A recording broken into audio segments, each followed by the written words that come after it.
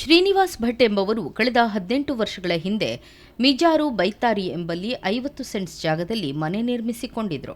ಹೆದ್ದಾರಿ ವಿಸ್ತರಣಾ ಕಾಮಗಾರಿ ಪ್ರಾರಂಭ ಆಗುವವರೆಗೆ ಯಾವುದೇ ಸಮಸ್ಯೆ ಇರಲಿಲ್ಲ.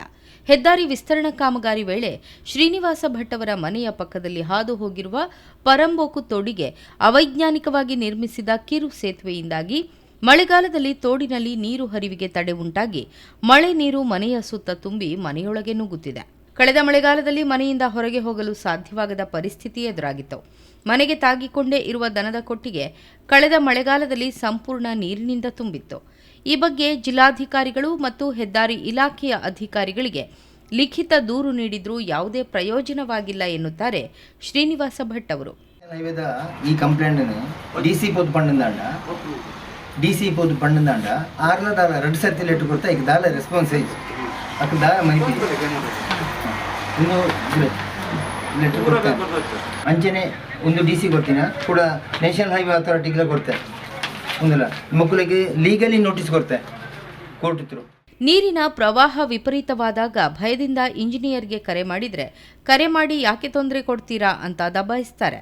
ಗ್ರಾಮ ಪಂಚಾಯತ್ ಅಧಿಕಾರಿಗೆ ದೂರು ನೀಡಿದ್ರೆ ನೀವು ಗಂಜಿ ಕೇಂದ್ರಕ್ಕೆ ಹೋಗಿ ನಾವು ಬೇಕಾದರೆ ದೋಣಿ ಕಳುಹಿಸುತ್ತೇವೆ ಎಂದು ವ್ಯಂಗ್ಯವಾಗಿ ಉತ್ತರಿಸುತ್ತಾರೆ ಎಂದು ಶ್ರೀನಿವಾಸ ಭಟ್ಟರ ಪತ್ನಿ ಸುಕನ್ಯಾ ಭಟ್ ನೋವಿನಿಂದ ಹೇಳುತ್ತಾರೆ. ಅಂಕಲ್ ಗಂಜಿ ಕೇಂದ್ರ ವ್ಯವಸ್ಥೆ ಮಲ್ಪುವ ನಿಕ್ಲೆ ದೋಣಿ ಕಾನೋಡ ಮುಂದೇನಕ್ಕೇನು ಫೋನ್ ಇಡು ದೋಣಿದ ವ್ಯವಸ್ಥೆ ಮಲ್ಪೋಡ ದೋಣಿದ ವ್ಯವಸ್ಥೆ ಮಲ್ಪೋಡಕ್ಕೇನು ಇದು ಒಂದು ಪಂಚಾಯತಿ ದಾಖಲು ಮಲ್ಪುನ ಕೆಲಸನ ಬನ್ನಿ ಒಂದು ಪುರ ಯಾಕಲೆ ಭಾರಿ ಬೇಜಾರು ಅದು ಗೊತ್ತುಂಟು.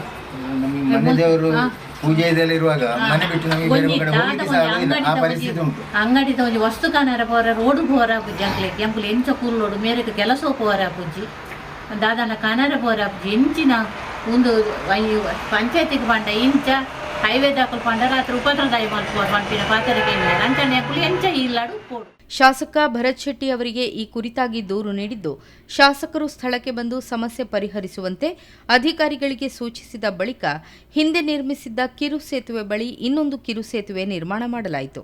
ಅದು ಕೂಡ ಅವೈಜ್ಞಾನಿಕ ಕಾಮಗಾರಿಯಾಗಿದ್ದು, ತೋಡು ಅಗಲವಾಗಿದ್ದು ಕಿರು ಸೇತುವೆ ತೋಡಿಗಿಂತ ಕಿರಿದಾಗಿರುವ ಕಾರಣ ಮಳೆ ನೀರು ಹರಿಯಲು ಸಾಧ್ಯವಿಲ್ಲದಂತಾಗಿದೆ. ಅಲ್ಲದೆ ಇಲ್ಲಿರುವ ಗೋಪಾಲಕೃಷ್ಣ ದೇವಸ್ಥಾನಕ್ಕೂ ಮಳೆ ನೀರು ನುಗ್ಗುವ ಭೀತಿ ಇದ್ದು, ಕಳೆದ ಮಳೆಗಾಲದಲ್ಲಿ ಮಳೆ ನೀರಿನ ಜತೆ ತ್ಯಾಜ್ಯ ಕೂಡ ದೇವಸ್ಥಾನದ ಆವರಣದ ಒಳಗೆ ನುಗ್ಗಿತ್ತು ಎನ್ನುತ್ತಾರೆ ಇಲ್ಲಿನ ಪುರೋಹಿತರು. ಇಲ್ಲಿ ಈ ಹೈವೇಯವರ ಶಂಕದ ಕಾಮಗಾರಿ ಎಲ್ಲ ಕಳಪೆಯಾಗಿ ಹೋಗಿದೆ. ಇಲ್ಲಿ ನೆರೆಮನೆಯಲ್ಲಿ ಇಲ್ಲಿಯ ಹತ್ತಿರದಲ್ಲಿ ಒಂದು ಮನೆ ಉಂಟು. ಅಲ್ಲಿಯ ಗೋವುಗಳಿಗೂ ರಕ್ಷಣೆ ಇಲ್ಲ. ಮನೆಯವರಿಗೆ ವಾಸ ಮಾಡುವುದಕ್ಕೂ ಯೋಗ್ಯವಾದಂತಹ ಸ್ಥಳ ಆಗದಂತೆ ಮಾಡಿಬಿಟ್ಟಿದ್ದಾರೆ ಇವರು. ಆದ್ದರಿಂದ ದೇವಸ್ಥಾನಕ್ಕೂ ಈ ಸಲ ನೆರೆ ಬರುವಂತಹ ಚಾನ್ಸ್ ಉಂಟು. ಆ ರೀತಿಯಲ್ಲಿ ಇಲ್ಲಿ ಕಾಮಗಾರಿಯನ್ನೆಲ್ಲ ಮಾಡಿದ್ದಾರೆ. ಕಳೆದ ವರ್ಷ ಮಳೆಗಾಲದಲ್ಲಿ ನೀರು ತುಂಬಿದ ಪರಿಣಾಮ ರಾತ್ರಿ 12 ಗಂಟೆಗೆ ನಾವು ಶ್ರೀನಿವಾಸ್ ಭಟ್ ಅವರ ಕುಟುಂಬವನ್ನ ಮನೆಯಿಂದ ತೆರವು ಮಾಡಿದ್ದೇವೆ. ಕಿರು ಸೇತುವೆ ಕಾಮಗಾರಿ ಸಂಪೂರ್ಣ ಅವೈಜ್ಞಾನಿಕವಾಗಿದೆ. ಇದನ್ನ ಶೀಘ್ರವೇ ಸರಿಪಡಿಸಬೇಕು. ಇಲ್ಲದಿದ್ದರೆ ಹೆದ್ದಾರಿ ತಡೆದು ಪ್ರತಿಭಟನೆ ನಡೆಸುವುದು ಅನಿವಾರ್ಯವಾಗುತ್ತದೆ ಎನ್ನುತ್ತಾರೆ ಸಾಮಾಜಿಕ ಹೋರಾಟಗಾರ ಸುಧಾಕರ ಪೂಂಜ. ಸಾಧಾರಣ 50 ಸೆಂಟ್ಸ್ ಜಾಗದಲ್ಲಿ ಮನೆ ಮಾಡಿಕೊಂಡಿದ್ದಾರೆ ಸಾಧಾರಣ 18 ವರ್ಷದಿಂದ. ಈ ರಾಷ್ಟ್ರೀಯ ಹೆದ್ದಾರಿ ಆಗುವ ಮೊದಲು ಯಾವುದೇ ಸಮಸ್ಯೆ ಇರಲಿಲ್ಲ. ಹಳೆ ರಸ್ತೆಗೆ ಸಮಾನವಾಗಿ ಅವರು ಮನೆ ಕಟ್ಟಿದ್ದಾರೆ. ನಂದಿನಿ ನದಿಯ ಒಂದು ಕವಲು ಹರಿತಾ ಇದೆ ಅವರ ಮನೆ ಪಕ್ಕದಲ್ಲಿ. ಅದರ ನೀರಿನ ಒಳಹರಿವು ತುಂಬ ಇದೆ ಮಳೆಗಾಲದಲ್ಲಿ.